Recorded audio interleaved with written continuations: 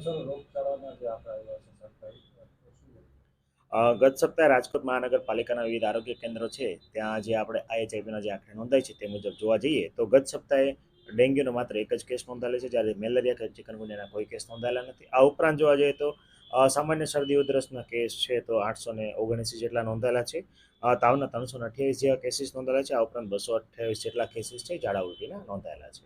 ખાસ કરીને સર ટાઇફોઇડના ગયા વખતે બે વખતથી કેસ આવી ગયા છે. આ વખતે જે આ સપ્તાહે ટાઇફોઇડના કોઈ પણ કેસ છે આરોગ્ય કેન્દ્ર ખાતે હાલ રજીસ્ટર્ડ થયેલા નથી. જી. શરદી ઉધરસના કેસ છે ઉનાળો આવ્યો તો જી, સામાન્ય રીતે જોવા જઈએ તો શરદી ઉધરસના જે સિઝનલ કેસો છે એની સંખ્યા છે એ આ મુજબ 800-900 જે વીકમાં જે છે એ રહેતી હોય છે, ને એ પ્રમાણે હાલ જે છે કોઈ પણ રોગચાળા જેવી સ્થિતિ છે એ માલુમ પડતી નથી. સામાન્ય શરદી ઉધરસના કેસીસ બાળકો ઉપરાંત છે સામાન્ય લોકોમાં છે જોવા મળતા હોય છે.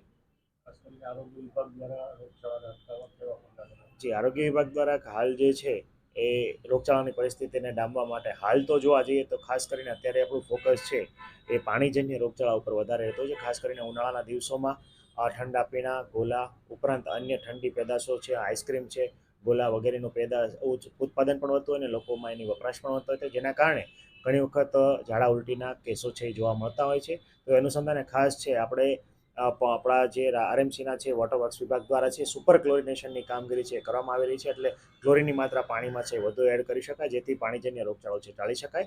જેમ કે કોલેરા, ટાઇફોઇડ અને અન્ય પાણીના જે ઇન્ફેક્શન કે પેટના આંતરડાને લગતા ઇન્ફેક્શન છે એ ઘણા બધા છે એ કંટ્રોલમાં આવી શકે છે. આ ઉપરાંત ઝાડા ઉલટીના કેસોમાં પણ નિયંત્રણ આવી શકાય.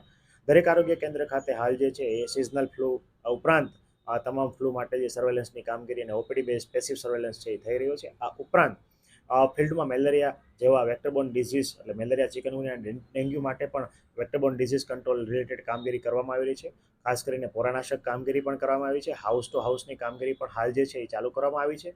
પ્રી મોન્સૂનને લઈને ખાસ કરીને આગામી દિવસોમાં કે જ્યાં ગત વર્ષે ડેન્ગ્યુ અને ચિકનગુનિયાના કેસીસ નોંધાયેલા તેવા વિસ્તારો આઈડેન્ટિફાઈ કરીને એનું મેપિંગ કરવામાં આવ્યું છે, અને મેપિંગ મુજબ છે અત્યારથી જ પ્રી મોન્સૂન કામગીરી છે એ આરંભી દેવાય છે, જેથી મચ્છર છે ઈંડા અને એનામાંથી પૂરા ના બને એનું ખાસ ધ્યાન રાખી શકાય અને મચ્છરજન્ય રોગચાળો છે એ આગામી વર્ષ જે ચોમાસાની જે ઋતુ દરમિયાન છે ઘટાડી શકાય એના માટે આરોગ્ય વિભાગ દ્વારા પગલાં લેવામાં આવી રહી છે. આ ઉપરાંત હાલ જે છે વિસ્તારમાં આઈસ એક્ટિવિટી પણ કરવામાં આવી છે.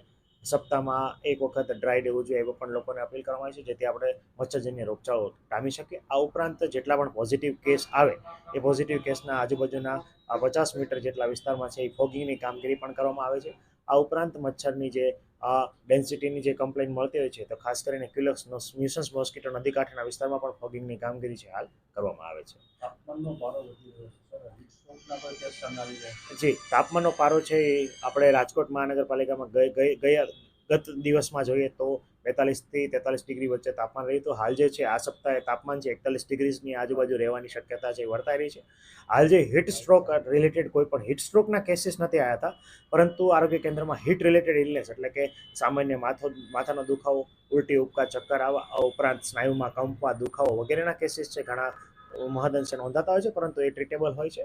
કોઈ ખાસ જે સિરિયસ લૂ લાગવાના કેસીસ જેવા કોઈ નોંધાયેલા નથી.